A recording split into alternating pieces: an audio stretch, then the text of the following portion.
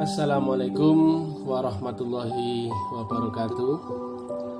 Kita lanjutkan bagaimana mengurai teknologi munajat agar dari dimensi relatif manusia bisa in connect dengan Allah Ta'ala yang ada di Arsy yang Maha Tinggi. Sebagaimana kami sampaikan di episode sebelumnya, bahwa kita pertama kali adalah dengan ketemu dulu dengan orang atau wali yang membawa frekuensi ketuhanan atau wasilah carrier.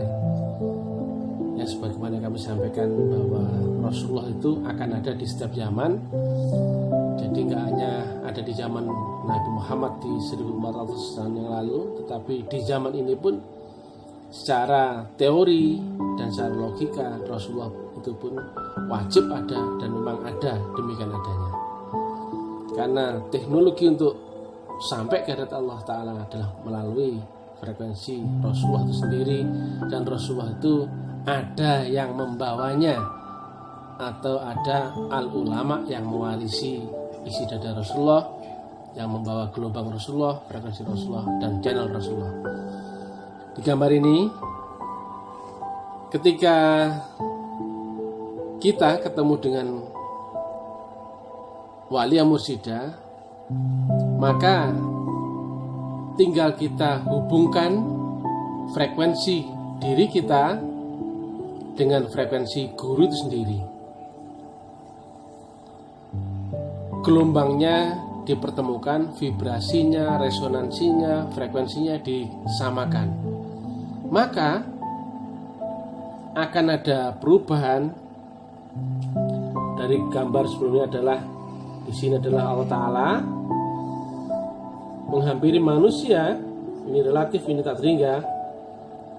Ketika gelombang resonansi, vibrasi, kemudian frekuensi ketemu antar murid kepada gurunya, atau ini adalah guru khusus ya, yang disebutkan dalam Quran adalah wali mursyida di Al-Kahfi 17, yaitu orang yang membawa gelombang ketuhanan. Atau di At-Taubah 128, laqad ja'akum rasulun, bahwa akan ada seorang utusan atau rasul di antara kaummu dan dari kaummu sendiri. Artinya di zaman kita dan dari golongan manusia juga. Disamakan gelombangnya, maka akan ada vibrasi, ada resonansi, ada kesamaan. Maka lihat gambar, akan ada naiknya frekuensinya si fulan atau murid ketika dia beradaptasi dengan potensi yang ada di balik gurunya.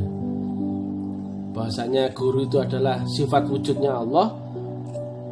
Dia yang wujud itu bukan Allah, tapi Allah ada di balik yang wujud itu.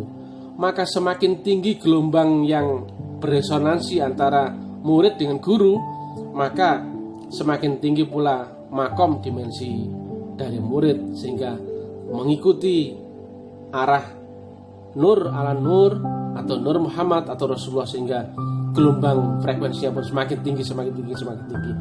Yang ini adalah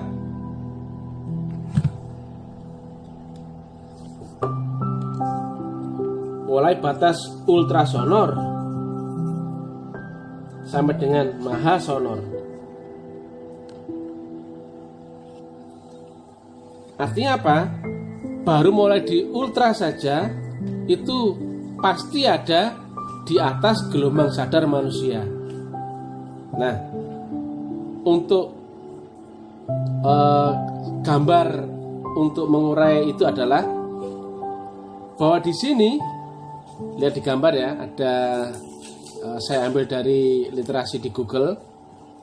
Di sini ada perubahan dari massa materi berubah menjadi kuanta, kemudian berubah menjadi energi, dan di atasnya ini mestinya adalah berubah menjadi larut kepada alam cahaya.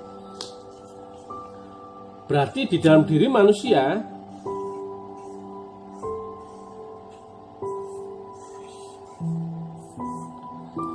ada batas ambang bawah dan ada batas ambang atas.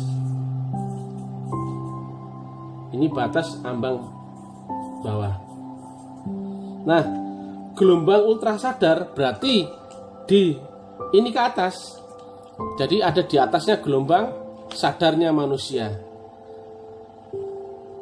Jika manusia itu vibrasinya meninggi, halusnya, gelombangnya akan semakin tinggi dan frekuensinya semakin tinggi. Dari yang wujud manusia jasmani berubah menjadi manusia energi dan berubah menjadi manusia cahaya, atau yang biasa kita tahu adalah manusia rohani. Dan baru disinilah sebetulnya yang disebut dengan alam ultra sadar, atau ketika manusia ada di atas gelombang kesadaran jasmaninya sendiri. Ini masih di gelombang sadar. Baru disinilah manusia bisa melakukan munajat ke Allah Ta'ala. Selama masih di sini nggak mungkin, karena dia dibatasi oleh panca indera dan akal jasmaninya. Barulah ketika dia telah ada di dimensi rohani atau pada alam ultra sadar, ketika dia menghubungkan dengan frekuensi gurunya, kemudian ibarat balon yang diisi dengan argon atau helium, maka rohani itu akan semakin naik meninggi, sama seperti gambar ini. Dimensi ultra sadar 1, ultra sadar 2, ultra sadar 3, dan seterusnya. Sampai di sini adalah maha sadar. Ketika manusia itu telah ada adaptasi di gelombang ultrasonor atau ultra sadar, maka manusia itu berubah menjadi cahaya, yang di situ manusia akan dipenuhi dengan Nur Muhammad, atau Nur Muhammad yang berupa potensi ketuhanan itu akan bertambah, yang dengan itu manusia rohaninya akan ada ketemu dua gaya. Yang ini adalah gaya hakikat, dan di sini juga adalah gaya syariat. Nah, untuk perjalanan rohani ada di sini, sedangkan ada adaptasi di alam syariatnya pasti akan terjadi.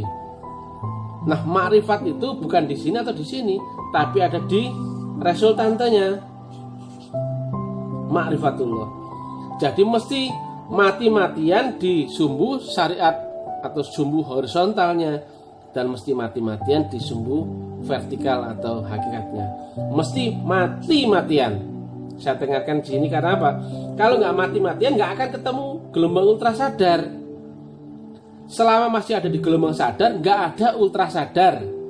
Maka siapapun kajinya ataupun kedudukan atau apalah gitu, jika dia masih ada di gelombang sadarnya, maka nggak mungkin ada gelombang ultra sadar di dalam dirinya. Makanya manusia mesti lompat dari alam sadar naik ke gelombang alam ultra sadar. Demikian pula hakikatnya pun mesti mati-matian, habis-habisan. Barulah ada resultante. Itu rumusnya. Nggak mungkin ada resultante kalau nggak ada rumus mati-matian, habis-habisan. Jadi kalau kita pernah misalkan lomba lari, kalau pernah kita rasakan nafas mau habis, sudah nggak tahu lagi, nggak tahu, habis-habisan, sampai akalnya nggak jalan, kemudian rasionya nggak jalan, logikanya nggak jalan, barulah dia akan ditarik ke dimensi lebih tinggi, yaitu alam sadar di atas sadarnya manusia, yaitu disebut dengan gelombang ultra sadar. Di situ kita akan ketemu pintu menuju ketuhanan.